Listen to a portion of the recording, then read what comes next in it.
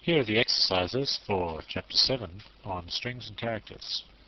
Firstly, I'd like you to write a program that reads a simple string from the keyboard, like someone's name or something, and then displays each character in that string. For each character in that string, display the numerical ASCII value of it. So if it was the letter A, for example, I want you to display 97, okay, for every character in the string. And you can use fgetS to read the string in, which means you'll get a new line on the end, and that's okay if you display the ASCII value of the new line as well.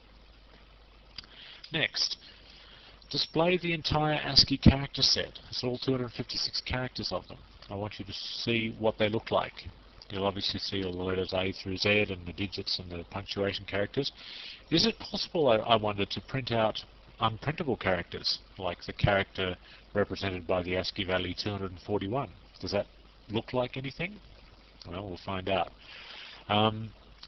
This is not as easy as it sounds. I'd like this output to look reasonably nice. So rather than just like a big mass of characters just appearing on the screen, if you could format it into some kind of grid pattern, maybe a 16 by 16 grid, that would be nice. 16 lines of 16 characters.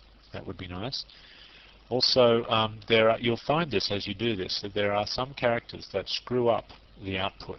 Like when you display the tab character, it's obviously going to mess up your beautiful grid because it'll put out a tab character. Same with a new line character. See if you can find out which characters screw up the output.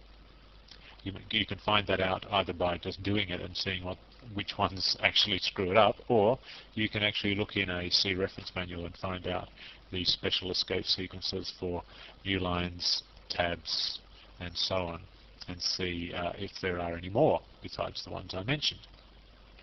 Okay. Next, write a program to convert someone's name to uppercase. In other words, say, what is your name? They type in their name, and then output their name again back to them, but this time converted to uppercase.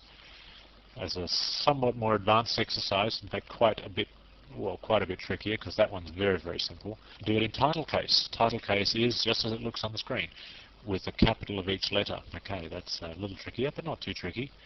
Finally, modify the course project. Use fgetS and putS where appropriate.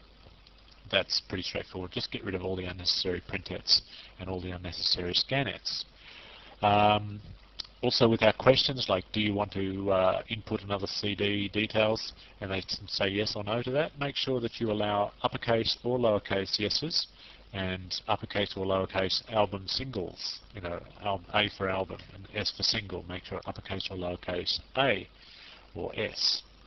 Okay, that's pretty straightforward. I'll leave that